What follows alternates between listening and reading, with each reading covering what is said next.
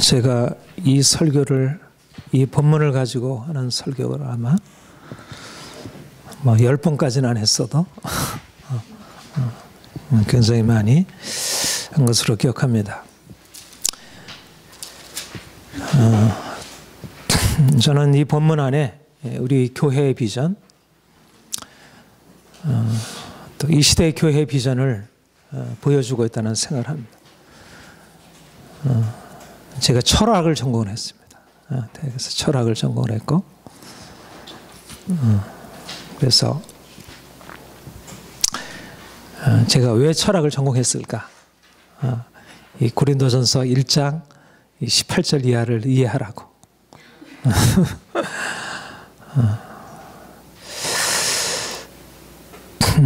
저는 하나님이 지금 우리 교회를 향해서, 우리 한국에 있는 교회들을 향해서, 그리고 우리 샬롬들의 영광 교회를 향해서 말씀하시는 중요한 비전, 방향성이 바로 세상을 향해서 들어가라 하는 교회의 방향이 좀 전환이 돼야 한다는 생각을 해요.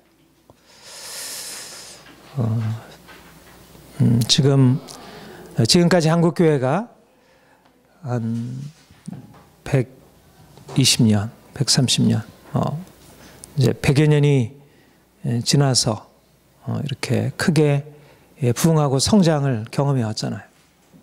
그런데 지금 한국교회 상황을 보면 부흥하고 성장하는 교회 모습이 아니라 사방으로부터 공격을 당하고 또 자신도 무력해져 있고 어찌할 바 알지 못하는 그러한 아주 가련한 처지에 놓여 있다, 그렇게 스스로 생각을 하게 됩니다. 위기는 기회다, 그렇게 생각을 해요. 위기는 기회다. 위기 안에는 뭔가 들어야 할 새로운 하나님의 음성이 있는 것입니다. 오늘날 이 시대가 교회에 위기를 가져왔다면 뭔가 바꿔야 할 것들이 있다는 것입니다. 이 시대를, 이 변하는 시대, 급변하는 시대 속에서 교회가 이제까지 해왔던 것과는 뭔가 다른 것을 준비해야 한다는 것입니다. 이제까지는 교회가 성장을 추구해 왔다면, 한국교회가 이제 교회의 방향성은 세상을 향해서 들어가서 세상을 새롭게 하는 그런 방향성으로 바뀌어야 교회가 설 수 있고, 또 그리스도인들이 좀 더 힘있게 서나갈 수가 있습니다. 그런데 지금 한국교회가 이것을 향해서 준비가 되어 있지 못합니다. 세상이 어떻게 나간지 모르고요, 너무 세상의 물결을 그대로 받아들이고 있고, 또 어떤 부분에 있어서는 세상과 너무 동떨어져 있고, 세상과 동떨어져 있는 것도 문제이고 세상을 그대로 받아들이는 것도 문제예요. 말하자면 어떻게 교회가 오늘날의 이 시대적인 변화를 어떻게 해석을 해야 할지, 어떻게 이해할지, 어떻게 받아들여야 할지, 그것에 대해서 전혀 생각이 없는 것이, 그게 교회의 위기입니다. 말하자면 공산주의 사상이 우리나라를 덮는다고 생각해 보세요. 그러면 이 나라가 위기잖아요.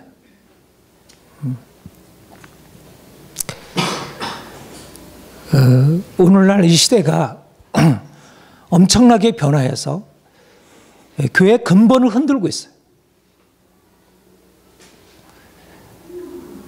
사람의 숫자가 줄어드는 것은 단지 사람의 숫자가 줄어드는 게 아니고 교회가 전혀 이제까지 붙들고 있던 복음으로 이 시대와 싸울 수 없다고 생각하고 점점 복음을 포기하고 있는 것입니다. 교회가. 목회자들이, 신학자들이, 성도들이 복음을 점점 포기하면서 이 세상의 물결을 그대로 받아들이고 있고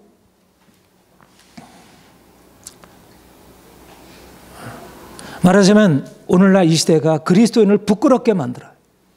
그러니까 사람들이 복음을 부끄러워하고 있습니다. 내가 그리스도인이 되고 있다는 사실에 대해서 부끄러워하고 자신이 그리스도인이라는 사실에 정체성을 더 이상 인정하지 못하고 있습니다.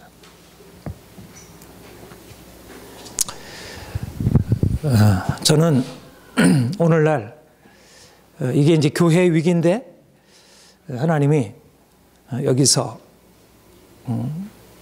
새로운 방향을 말씀하시고 있고 이제 세상으로 들어가서 세상에 주님이 생명이고 주님이 오직 유일한 진리라고 하는 것을 드러내고 그것을 보여주라. 오히려 지금이야말로 이제까지 교회가 가지고 있었던 그런 제한된 영향력을 세상에 나타낼 수 있는 하나님이 그렇게 교회를 깨우고 있다는 것입니다.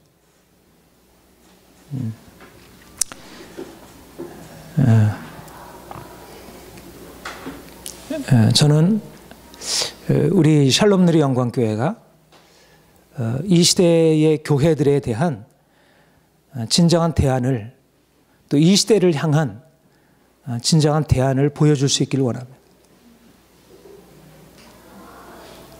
그렇게 생각이 드세요?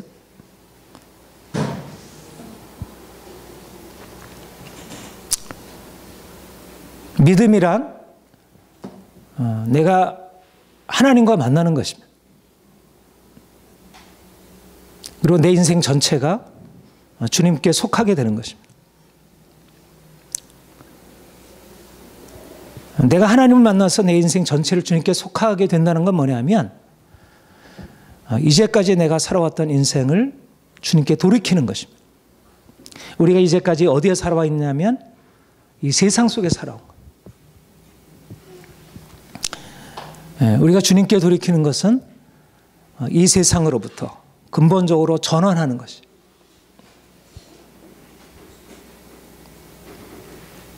많은 사람들이 예수님을 믿고 있지만 성경의 많은 사실들을 인정하고 받아들이고 있지만 말하자면 이제까지 자신이 살아온 이 세상의 가치관과 세상의 관점을 바꾸질 않고 있어요. 그런 채 내가 예수님을 믿고 있다고 생각을 하고 있어요. 그것은 진정한 믿음이 아니라는 것입니다. 믿음이라고 하는 것은 내가 말하자면 이슬람을 섬기고 있다. 내가 불교를 믿고 있다가 내가 미신을 섬기고 있다가 예수를 믿는다는 것은 더 이상 그 이전에 행하던 우상의 습관들을 버리는 것을 의미하잖아요. 더 이상 점 보지 않고 뭐 집에 부적 같은 거 붙여놓지 않고 그걸 우리가 회심이라 말하죠. 그렇죠? 근데 내가 예수님께 돌아오고 나서도 여전히 점 보러 다니고 부적 여전히 지니고 다니고 그건 회심이 아니잖아요. 우리는 그런 어떤 회개에 대해서 그런 우리의 삶의 변화에 대해서 인정을 하지만 사실상 우리가 알지 못하는 보다 더 중요한 회심은 우리의 이 세상적인 가치관의 변화입니다. 우리가 오늘날 자본주의 사회에 살고 있잖아. 돈이 최고인 사회에 살고 있잖아. 지식이 권력인 사회에 살고 있잖아. 정보사회. 그럼 우리가 예수님을 믿고 난 이후에 그런 다른 사람들이 살아가고 있는 돈이 최고인 사회, 지식이 전부인 사회, 성공과 행복을 다 추구하는 이 사회 속에 살면서 그들과 어떻게 달라졌는가? 믿음이라고 하는 것은 단지 술 안 먹고 담배 안 피고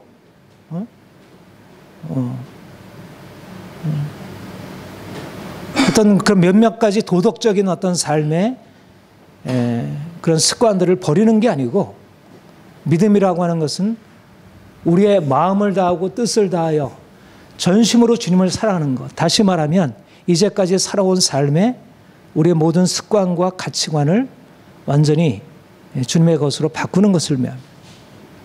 이 점에서 오늘날 우리 그리스도인들에게 주님이 요구하시는 가장 중요한 요구가, 이제 너희가 세상으로부터 돌이켜 모든 우상을 버리고 이제 내게 나와서 내가 너희에게 말씀하는 것을 듣고 이제 너희는 내 뜻에 따라 살아야 된다. 저는 근본적으로 그래서 오늘날 우리 그리스도인들에게 필요한 것은 생각의 변화, 가치관의 변화, 세계관의 변화. 우리가 세상에 살고 있지만 더 이상 세상에 속한 자가 아니라 하나님 나라 백성으로, 예수를 주로 모신 자로, 가정에서 아이들을 양육할 때, 부부와 서로 관계할 때, 직장에서 내가 사업을 할 때, 우리가 이 사회의 현실을 바라볼 때 우리가 이제까지 가지고 있었던 것과 근본적으로 달라지는 것을 의미한다는 것입니다. 교회에 나오고 성경의 교리들에 동의하고 우리가 함께 교제하고, 물론 이것이 신앙의 한 부분을 차지하고 있지만 보다 주님과 진정한 만남을 가지고 있다면 우리의 가치관이 달라지는 것.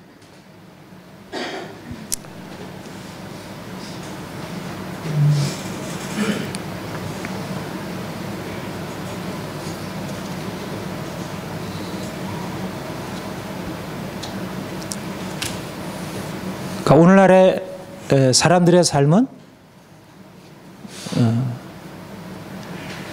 우리의 이성, 또 우리의 욕구에 기초하고 살아가고 있습니다.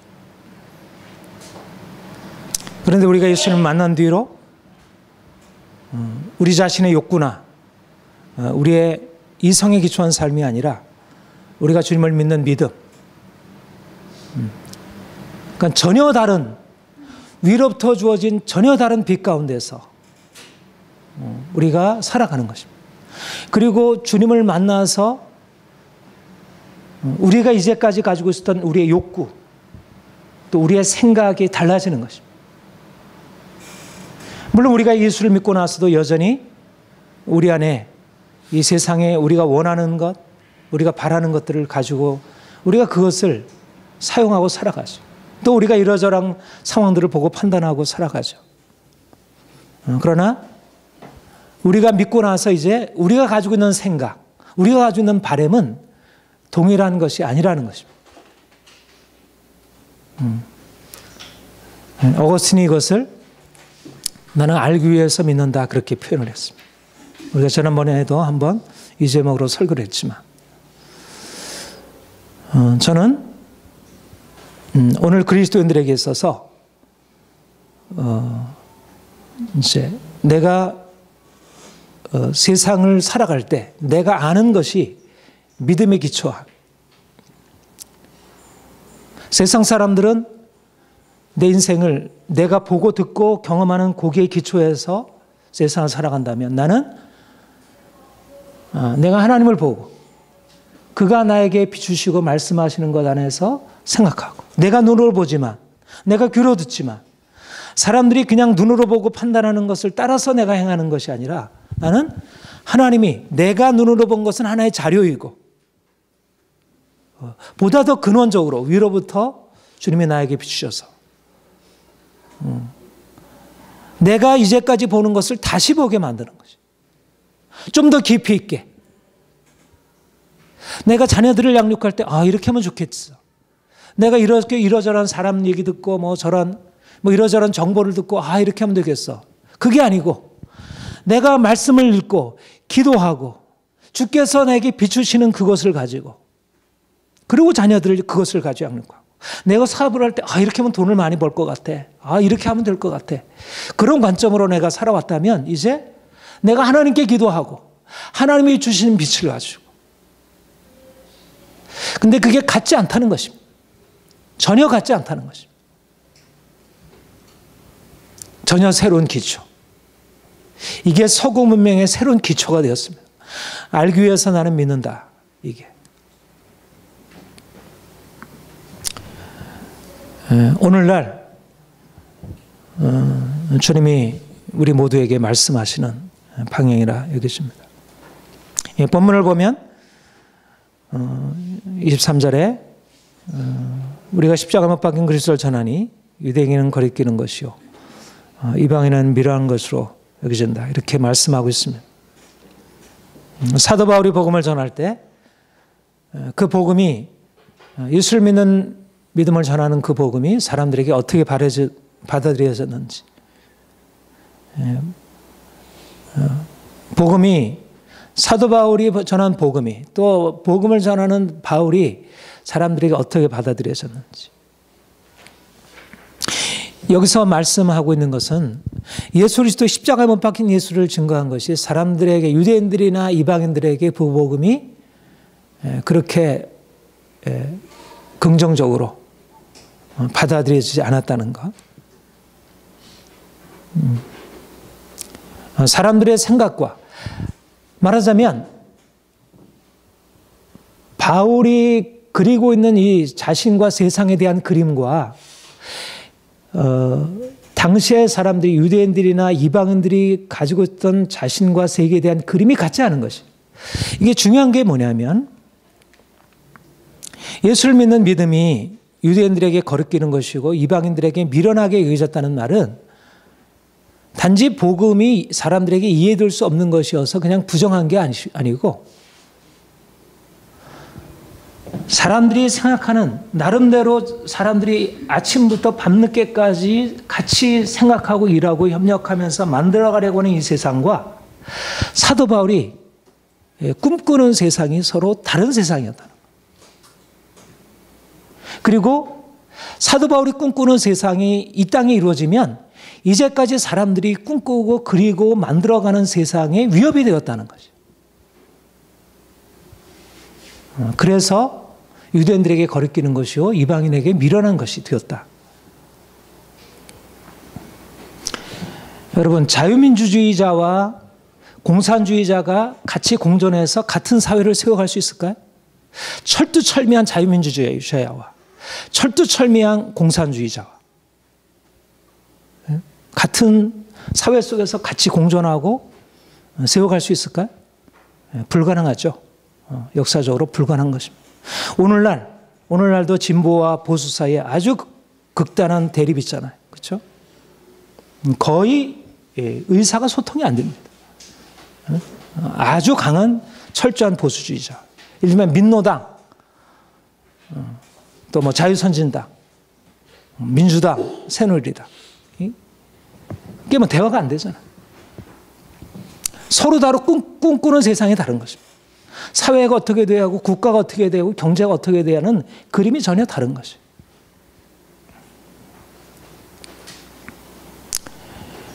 오늘날 그리스도인들이 복음을 전한다는 것, 우리가 이 사회 속에서 복음을 전한다는 것이 바로 사회에 어떤 의미를 가져다는 주는지. 여기에 바울의 본문, 바울이 이 고린도전서 1장 23절에 이 말씀에서 분명히 나타납니다. 유대인들에게 거리끼는 것이요. 유대인들은 할례와 모세율법을 지킴으로 그들이 하나님 앞에 의롭다함을 받고 그것이 마땅한 언약 백성의 의무라고 생각했습니다. 그런데 사도 바울은 율법으로 말미암아 의롭다함을 받는 게 아니고 할례는 이제 더 이상 행해질 필요가 없고 오히려 할례를 강요하면 그것은 복음을 떠나는 것이라. 할례를 폐하고 모세율법을 폐하고 유대인들이 그리는 세상, 유대인들이 하나님이 원하신다고 생각하는 세상과 사회와 사도 바울이 꿈꾸는 세상이 전혀 다른 것이었어요. 예수 그리스도께서 오셔서 이제까지 유대인들이 가지고 있던 세상을 무너뜨리고 이제는 무너졌다는 거예요. 더 이상 그런 세상을 계속해서는 안 된다는 것입니다. 그게 갈라디아서의 복음입니다. 그럼 이방인들, 그러면 헬라 철학을 따르는 소크라테스나 플라톤이나 아리스토텔레스나 스토이크 학파나 에피쿠로스 학파, 당시에 헬라 철학을 따르는 그들의 관점은 그리스도의 십자가의 복음과 서로 조화될 수 있는가? 그렇지 않다는 것이. 그들도 역시 그들이 가지고 꿈꾸는 그림은 뭔가 이성이 만드는 세계, 어떤 정신적인 세계, 물질을 악하다고 보고, 사도 바울이 예수 그리스도께서 십자가에 죽으셨고 우리를 위해서 그가 고난받으셨고 우리를 죽음에서 건지시기 위해서 죽음에서 부활하셔서 육체로 부활하셨다는 것은 당시의 헬라적인 철학에서 이해될 수 없는 내용이었습니다. 그게 진리가 될 수가 없는 거예요. 만약 그런 것을 인정하게 되면 그들이 만들어 놓은 세계가 다 무너지는 것입니다. 여러분, 플라톤이나 아리스토텔레스나 다 노예를 인정한 사람들이에요. 노예를 인간답게 보지 않았어요. 인간으로 취급을 안 했습니다. 예수 그리스도가 꿈꾸는 세계와 사도 바울이 꿈꾸는 세계가 같은 세계가 아닌 거예요. 아니, 그들의 세계와 같은 세계가 아니었던 거죠. 이것이 바로 사람들에게 거리낌이요 어리석음으로 여겨진 것입니다. 오늘날도 동일하게 기독교 신앙의 진리는 세상 사람들이 당연하게 따르고 있는 진보주의자들도 있고 보수주의자들도 있고 세상은 이렇게 돼야 돼. 나름대로 여러 관점들이 있죠. 그러나 오늘날 사람들이 생각하는 일반적인 유대인에게 미련한 거리끼는 것이고 헬라인에게 미련한 것이든지 오늘날 마찬가지로 보수주의자들에게도 기독교 복음은 거리끼는 것이고 진보주의자들에게도 기독교 복음은 어리석은 것입니다. 기독교 복음은 보수주의자든 진보주의자든 그들이 꿈꾸는 세계와 너무 다른 세계를 말하고 있는 것이죠. 오늘날 많은 사람들이 사실상 자기 스스로 판단하고 자기 결정하고 살아간다고 생각하잖아요. 나는 이게 옳다고 생각해. 그러나 대부분 사람들이 생각하는 것은 자기 스스로 생각한 것이 아니라 모든 다수의 사람들이 당연하게 여기고 따라가는 것들을 그냥 나도 그렇게 생각해.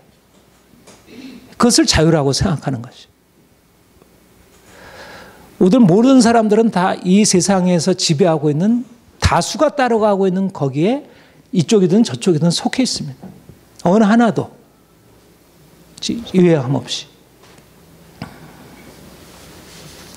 정치에 대한 관점, 교육에 대한 관점, 문화에 대한 관점. 오늘 많은 사람들이 인생은 내 것이야. 내 스스로 결정해야 돼.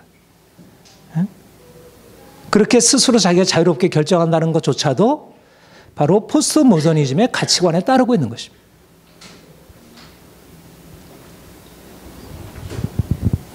오늘날 모든 사람들은 모더니즘이든 포스트 모더니즘이든 진보주의자든 보수주의자든 다 세상의 관점에 따라서 그것을 자신의 것이라 생각하고 그 안에 종속되고 살아가고 있습니다.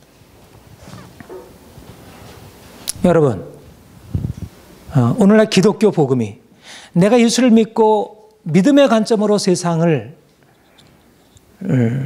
보고 판단하는 것이 가능합니까?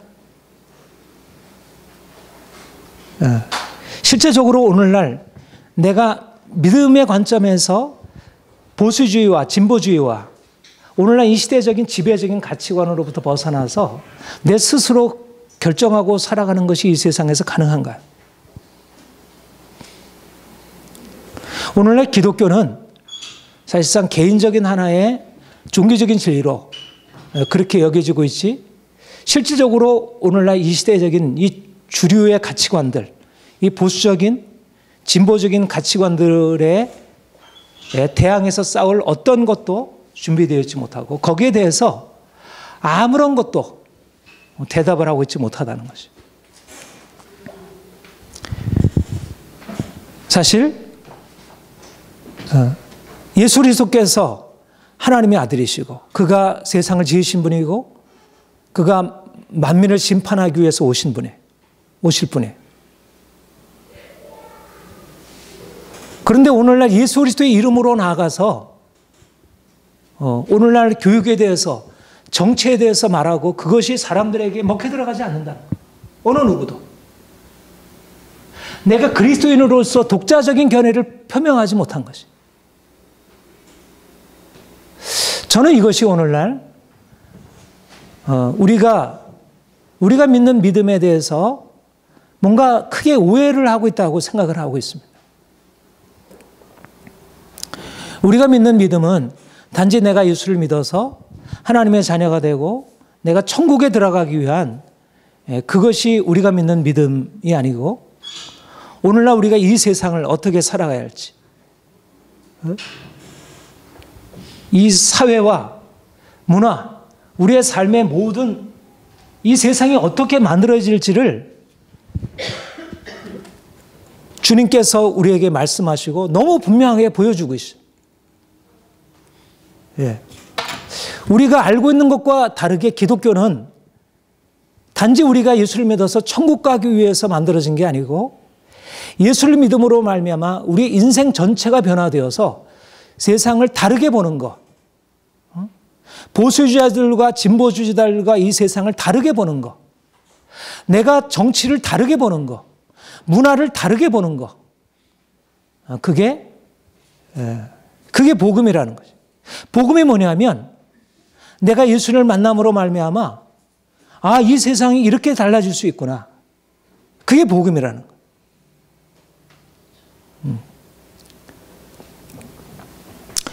저는 이 점에서 주님이 우리에게 새롭게 말씀하신다고 생각을 해요. 이제 우리가 세상 사람들이 가지고 있는 유대인이나 헬라인이나 유대인은 거리끼는 것으로 이방인은 밀어넣는 것으로 보고 있어요. 보수주의자들도 기독교 복음에 대해서 전혀 받아들이지 않습니다. 보수적인 정치인들이 기독교 복음을 자신의 가치관으로 붙들고 있지 않습니다. 진보주의 정치인들이 복음을 자신의 가치관으로 붙들고 있지 않습니다. 우리는 진보와 보수를 택하는 사람들이 아니고 나는 진보 편에 설 건가 나는 보수 편에 설 건가 나는 전통적인 편에 설 건가 나는 현대적인 편에 설 건가 이게 우리의 가치관이 아니고 우리는 진보와 보수를 거슬러 가는 진보주의자들도 아니고 우리는 보수주의자들도 아니고 진보와 보수가 알지 못하는 예수 그리스도 안에 있는 새로운 사회, 새로운 문화 이게 복음 안에 들어있다는 거죠. 예수께서 우리를 위해서 죽으시고 예수께서 우리를 위해서 살아나셨다는 것은 우리가 하늘나라 가기 위한 복음이 아니고 이 땅에서 우리가 하늘나라의 삶을 살기 위해서 다 찢겨져 있잖아요. 보수주의, 진보주의에 찢겨져 있잖아요. 기성세대와 젊은 세대 사이가 찢겨져 있잖아요. 어느 누구도 이것을 어떻게 해결할 수가 없잖아요. 그런데 유대인에게 거리끼는 것이고 이방인에게 미련한 이 복음이 오히려 그들에 가서 이 사회를 치유하고 가정을 치유하고 교육을 치유하고 모든 영역을 바꿀 수 있다는 것입니다. 예. 저는 여기에 대해서 확신을 갖습니다. 원래 기독교가 그런 역할을 또 해왔습니다. 이제까지. 어거스틴을 통해서 이런 역할을 해왔고 루터나 칼뱅과 같은 하나님의 사람들을 통해서 하나님이 이 일을 행하셨습니다.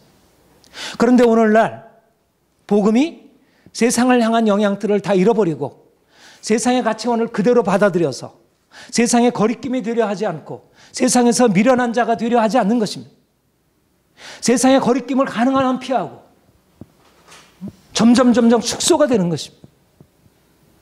개인적으로는 사람들이 하나님을 만난 사람들이 많이 있지만 그러나 이 사회 속에 들어가서 누구도 공적인 사회에 들어가서 내가 정치 현장에 들어가서 예수 그리스도의 이름을 공적으로 고백하지 못하는 것이 내가 기업하는 현장에 들어가서 예수 그리스도의 이름을 공적으로 고백하지 못하는 것이 그렇게 되면 따돌림을 당하게 되니까.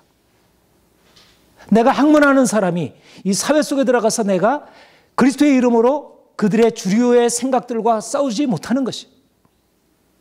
강한 이 세상의 압력에 밀려서.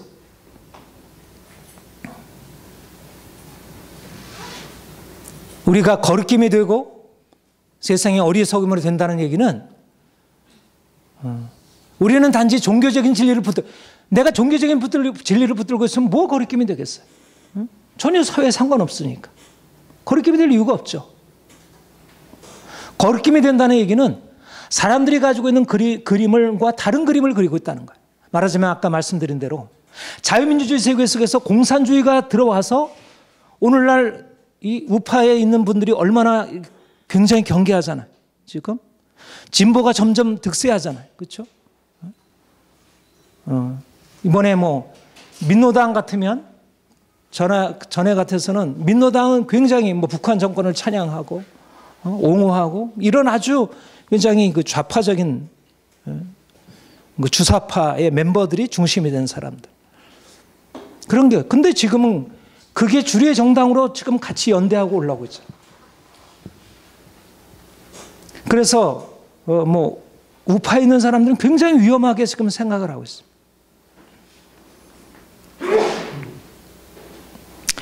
실제적인 상황에 대해서 뭐 저는 뭐 그렇게 깊이까지는 잘 모르지만 거리낌이 된다는 얘기는 실제적인 우리의 삶에 대해서 뭔가 파괴적인 영향이 있다는 것입니다. 사람들이 안정적으로 생각하는 이 세상에 대한 그림과 우리 기독교가 생각하는 세상에 대한 그림이 같지 않다는 것입니다. 보수주의자들의 생각과 같지 않고 진보주의자들의 생각과 같지 않은 것입니다. 저는 크리스찬들이 그리스도의 이름으로 함께 모여야 한다고 생각합니다. 진보의 깃발 아래 모이는 게 아니고 보수의 깃발 아래 모이는 게 아니라 그리스도의 깃발 아래 모이는 것입니다. 다른 그림을 가지고.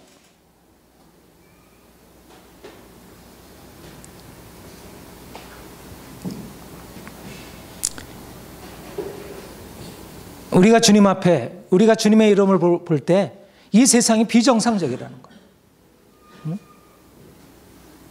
보수주의자들이 그리는 그림도 이게 비정상적이고 진보주의자들이 그리는 그림도 다 비정상적인 거예요. 그렇게 됐다가는 사회가 다 망가져요. 보수주의자의 꿈은 그 이념은 이 사회에 합당하지 않아요. 진보주의자들의 꿈도 이 사회에 합당하지 않아요.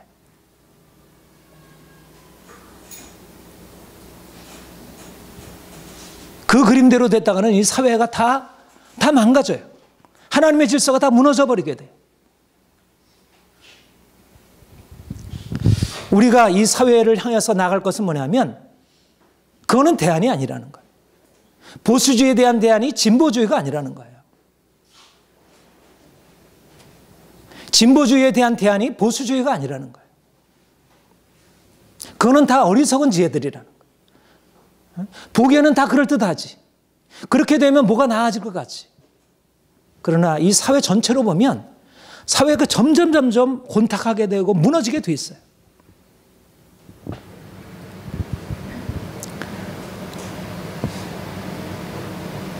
오늘날 그리스도인들이 그리스도의 이름으로 세상을 향해 들어가야 한다는 것입니다. 그리스도의 이름으로 세상을 다시 봐야 한다는 것. 진보도 아니고 보수도 아니고 예수 그리스도의 이름만이 오직 유일한 대안이라고 하는 사실을 실제적으로 보여주어야. 그래서 여러분들을 그래서 공부를 해야 돼. 제가 어제 아내와 그런 얘기를 했습니다. 당신 공부해야 된다. 공부해야 된다.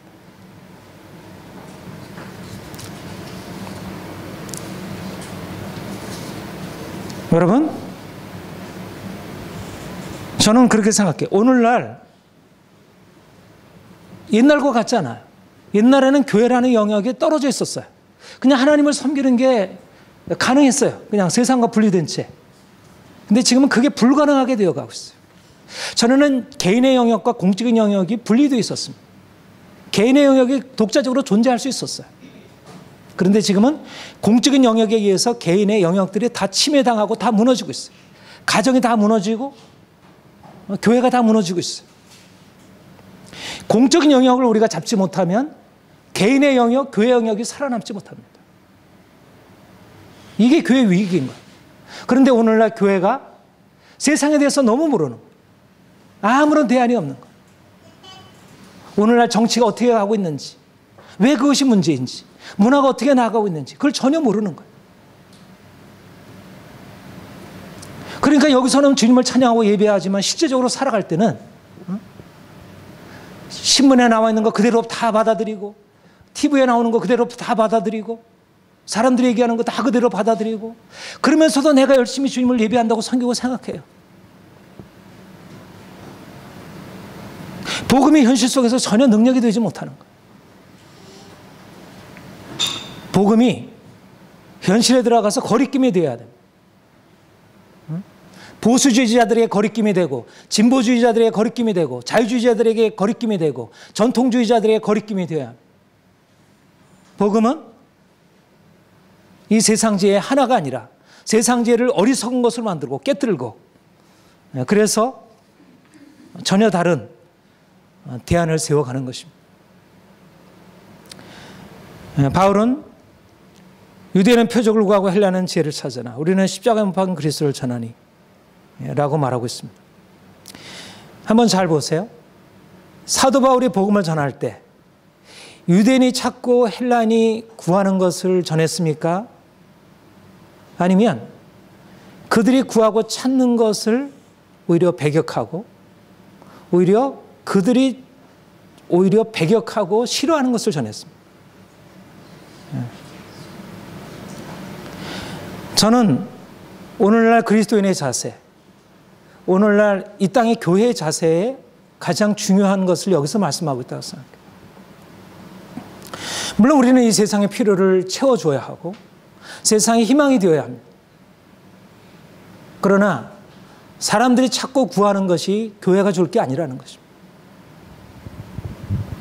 오늘날 이 시대가 구하고 있는, 이 시대 사람들이 옳다고 받아들이고 생각하는 그 여론에 부응해서 행하는 것은 우리 그리스도인에게 합당하지 않다는 것입니다.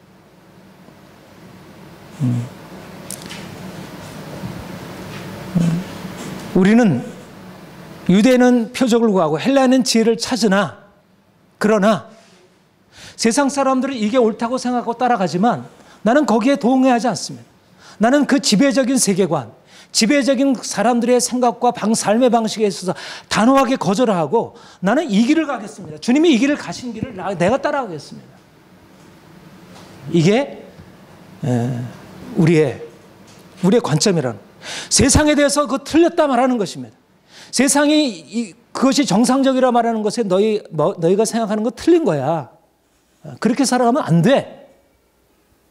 그렇게 해서 우리가 따돌림을 자초하는 것입니다. 이게 그리스도인의 실존이라는 것. 우리가 이 세상 속에서 살아간다는 것이 무엇일까? 보수주의자들에게, 진보주의자들에게, 전통주의자들에게, 자유주의자들에게 그들이 원하고 그들이 구하는 것을 동의하고 따라가는 게 아니라 그건 틀렸어. 그렇게 하면 안 돼. 이렇게 해야 돼. 이 길이 진리야. 그건 비진리야. 그것은 잘못된 거야. 그렇게 하면 망해. 이렇게 대결하고 서서 행하는 거. 이게 그리스도인의 삶의 자세이고 이게 복음이라는 거예요. 그럴 때 복음의 능력으로 나타난다는 것입니다. 오늘날 사람들이 그런 방식으로 삶을 살지 않기 때문에 세상이 동의하고 따라가는 것에 대해서 감히 맞섰다가 내가 따돌림 당하면 어떨까? 내가 그래서 이나마 가지고 있는 것을 잃어버리면 어떨까 생각하고 아무런 반대를 제거하지 못하고 그냥 거기에 침묵하고 따라가는 것입니다. 그리스도인들은 여론 앞에 침묵하는 게 아니라 여론 앞에 아니오할 수 있어야 합니다. 여러분, 진보 정당의 약진 보세요. 진보 정당이 저렇게 여론의 문매를 맞으면서도 일어나는 거 보세요.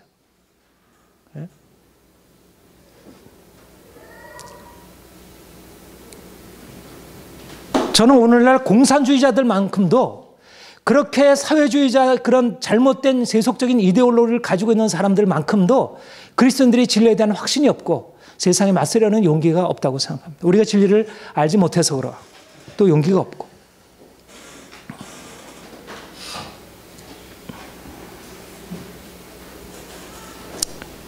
주님이 우리에게 말씀하는 것은 세상에서 조화를 이루고 세상 사람들한테 인정받고 사람들이 역시 그리스도인들은 이렇게 칭찬해주고 이게 우리의 길이 아니라는 거예요. 옛날이나 지금이나. 원래 기독교가 세상을 향해서 영향력을 나타낼 때는 세상과 대립해 있을 때였습니다. 초대교회 때도 그랬고 종교개혁 당시에도 그랬고 우리 한국교회도 그렇고 세상과 함께 갈 때는 기독교는 쇠퇴기를 걸었을 때예요.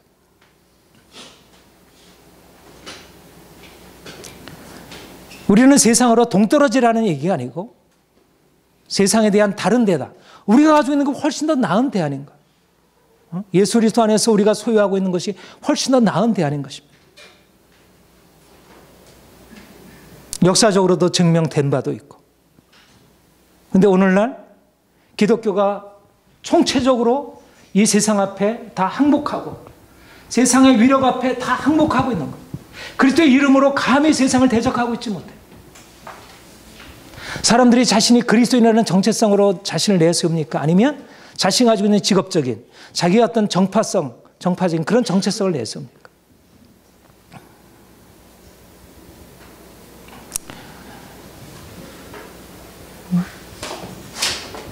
우리가 세상과의 갈등이 없다는 것은 우리가 온전한 회심을 경험하고 있지 못하다는 것입니다.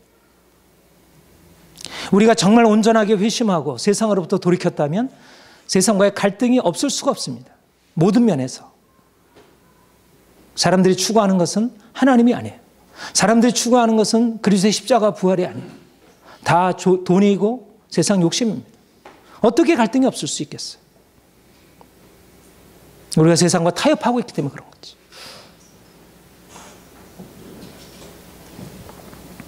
교회는 무엇입니까? 교회는 다른 생각, 다른 가치관, 다른 세계관을 가지고 함께 모인 사람들이 그 다른 것을 함께 나누고 그래서 우리 안에 있는 진리를 확인하는 장소입니다.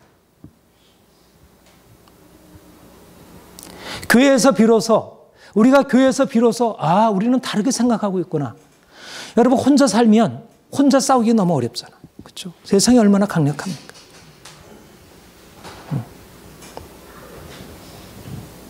그래서 교회가 필요한 거예요. 근데 교회에서 다르게 생각하는 사람들이 함께 모여서 그 힘겨움을 함께 나눠야지. 세상과 싸우는 그 힘겨움을 함께 나눠야지. 인간적인 싸움의 힘겨움이 아니라 내가 사업하다 힘겨움이 아니라 내가 나의 자녀들 때문에 하는 그냥 모든 사람들이 겪는 그런 힘겨움이 아니라 내가 세상과 싸우는 그것 때문에 오는 힘겨움 그리고 세상에서 주님이 나와 함께 하셔서 얻은 그 승리 그걸 가지고 나눠야지.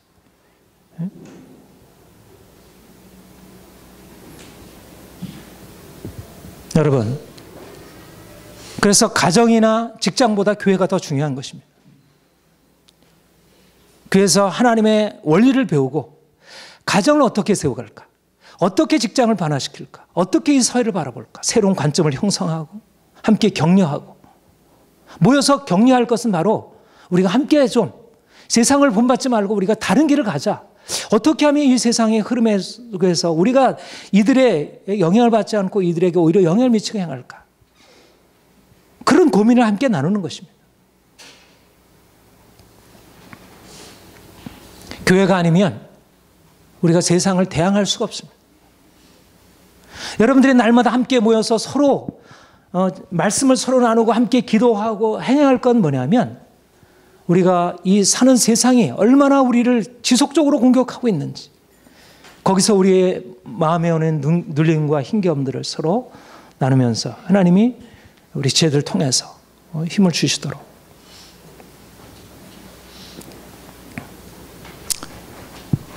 우리 안에는 하나님이 놀라운 것을 주셨습니다. 세상이 알지 못하는 엄청난 비밀을 주셨습니다. 세상을 알지 못하는 비밀은 저 하늘나라에서 사는 그 삶만이 아니고 이 땅에서 살기 위한 너무너무 놀라운 진리예요. 이거는 실제적인 진리입니다. 사람들이 이 진리를 깨닫지 못해서 이 진리가 현실 속에 적용이 되면 마치 삶을 깨뜨릴 것처럼 여기지만 그러나 이 진리를 적용해야 실제적으로 가정이 바뀌고 아이들이 바뀌고 이 사회가 바뀌고 이 문화가 바뀐다는 거야. 이 진리 외에는 다른 대안이 없는 거야. 그리고 오늘날을 이 묶고 있는 이 세속적인 잘못된 이념들을, 이데올로기들을 깨뜨릴 수 있는 어떠한 것도 대안이 존재하지 않아요. 이 포스트 모더니즘을 깨뜨릴 수가 없습니다. 이 진보주의, 이 막시즘의 힘을 깨뜨릴 수가 없습니다. 다른 것으로서는 이것을 깨뜨릴 수가 없어요. 복음 외에는 이 세속적인 강력한 힘을 깨뜨릴 수가 없습니다.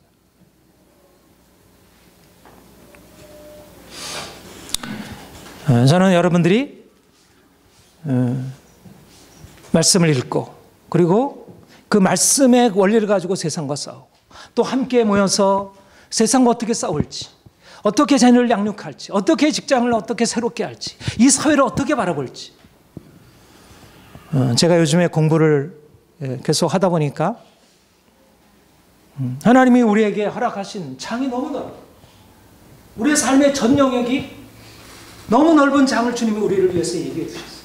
그리고 우리 외에는 예수를 만나서 죽음을 경험한 사람 외에는 이 사회를 향한 대답을 가지고 있는 사람이 없어요. 하나님이 이거를 우리에게 열어주시려고요. 우리는 외적으로 가지고 있는 것이 없다는 것이 하등의 문제가 되지 않아요. 우리는 세상을 섬길 수 있는 엄청난 자원을 하나님이 우리에게 공급하신 것입니다.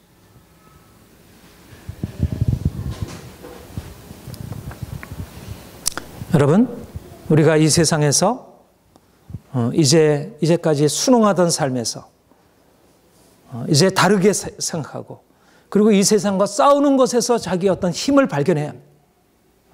저는 이런 의미에서 어떻게 보면 진보주의자들이 가지고 있는 그 정신적인 자세를 우리가 배울 필요가 있는 것 같아요. 많은 것을 잃어버리면서 옥에 갇혀가면서 다 포기하면서 함께 연대하고 함께 이렇게 씨름하면서 뭔가를 이뤄가려고 하는 그런 열정과 그런 면에서 진보주의자들이 가지고 있는 그 뭔가가 있어요. 우리가 그 내용을 깨뜨릴 것은 너무 많지만 우리가 세상에서 욕을 먹고 세상에서 거리낌이 되고 세상에서 밀어나게 되는 것, 이것이 우리의 길입니다. 세상 사람들이 우리를 칭찬해 주고 인정해 주는 것은 우리의 길이 아닙니다. 그것은 한참 뒤에나 이루어질 일입니다. 이 뒤에 그렇게 될 것입니다. 그러나 지금은 세상과 대결하는 것, 좀 더 우리의 강한 정체성을 드러내는 것, 이 빛으로서의 정체성을 강하게 드러내는 것, 그러기 위해서 여러분들이 더 열심히 공부하라는 것입니다. 어떻게 다르게 생각해야 할지. 대충. 그러니까 세상 사람들이 그리스도를 보면 무시해도 돼. 아무런 생각이 없으니까. 기독교인들은 너무 전문성도 없고 실제적으로 그냥 독선적일 뿐이지 실제적으로 내용적으로 받아들일 만한 게 아무것도 없는 거예요. 그렇게 평가를 받아야 되겠습니까? 이번 주에, 지난주인가? 그 이민아 씨, 이희령 전 문화부 장관, 그분이 이제 소천하셨는데, 이희령 장관, 전 문화부 장관이 그 지성에서 영성으로라는, 그분이 정말 그 지성인으로서 많은 사람들로부터 존경을 받는 분인데, 그분이 그 주님 만나서 새로워진. 근데 저는 그렇게 생각을 합니다.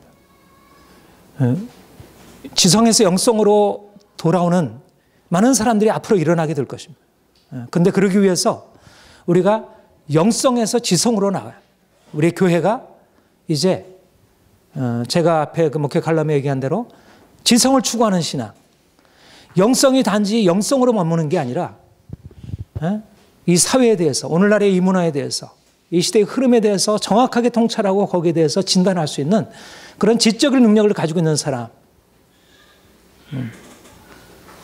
이거는 우리가 주님의 이름을 위해서 그렇게 해야 합니다. 여러분들이 지금부터 공부해야 합니다. 열심히. 그리고 그냥 공부를 하는 게 아니라 주님이 내게 다른 관점을 열어주세요. 이 세상을 바라보고 분석하고 판단할 수 있는 다른 눈을 열어주세요. 그리고 우리가 그것을 위해서 함께 공부를 해야 합니다.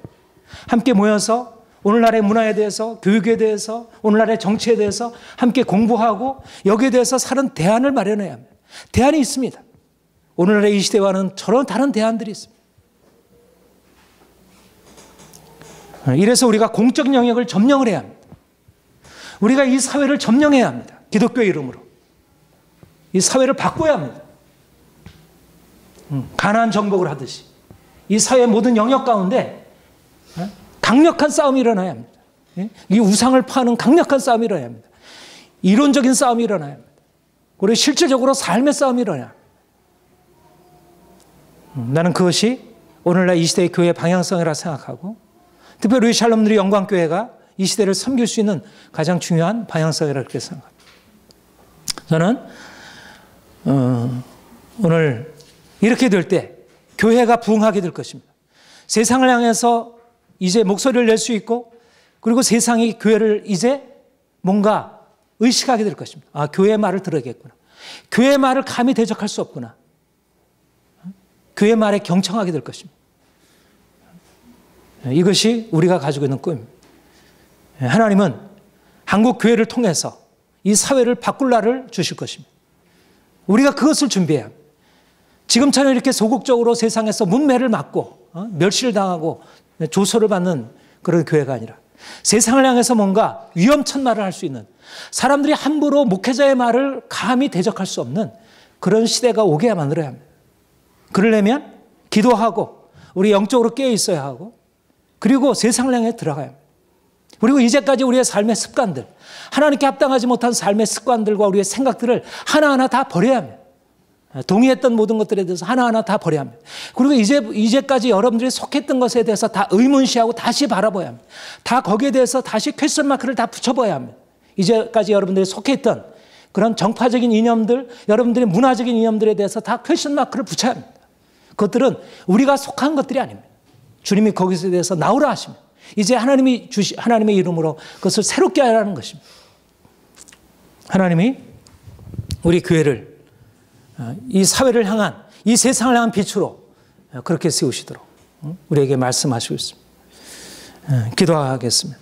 진리의 성령님 우리에게 오셔서 주의 진리를 가르쳐 주시고 진리가 너희를 자유케 하리라 말씀하신 대로 우리가 주의 진리를 통해서 우리가 속해 있던 모든 세상 권세와 세상 지혜로부터 자유롭게 되고 이장 세상 지혜와 세상 권세에 얽매여 있는 하나님의 많은 사람들을 자유케 하며 주의 몸된 교회를 세상 권세로부터 자유케 하는 능력을 우리에게 허락하여 주옵소서.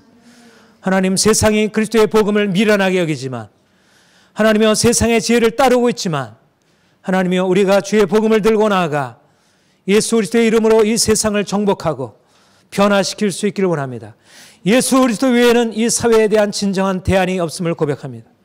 오늘날의 문화에 대한 대안은 오직 예수 그리스도의 복음 외에 없음을 고백합니다. 주 성령님, 이것을 우리에게 깨닫게 하시고 실질적으로 우리가 어떻게 예수 그리스도가 이 세상에 대한 대안인지 하나님이 이것을 우리가 보여줄 수 있도록 하나님 우리의 삶 가운데 주님 열어주시고 주의 지혜의 성령이 우리에게 오셔서 하나님 우리가 세상을 보는 새로운 눈을 열어주시고 기독교적인 관점으로 우리의 사회의 모든 것들을 새롭게 이해할 수 있도록 그렇게 해서 이해한 것으로 세상을 바꿔나갈 수 있도록 실제적으로 이 사회가 바뀌어지는 것을 보기를 원합니다. 주님 만난 사람들로 인해서 이 사회가 바뀌어지는 것을 보기를 원합니다.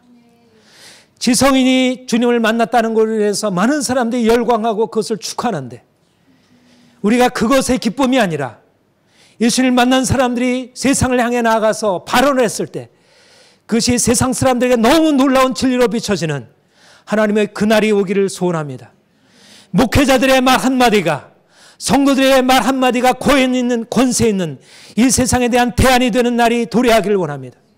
주님, 우리에게 주님의 영적인 권세를 부여하시고 그래서 우리가 살아가는 삶의 모든 영역들 가운데 주의 이름을 증거케 하여 주옵소서. 하나님, 더 이상 소극적으로 살지 않게 하시고 우리가 적극적으로 예수의 이름의 권세를 가지고 세상 정복하기를 원합니다. 하나님, 우리 샬롬들이 영광교회를 세워주시고 사용하여 주옵소서. 예수님의 이름으로 기도합니다. 아멘.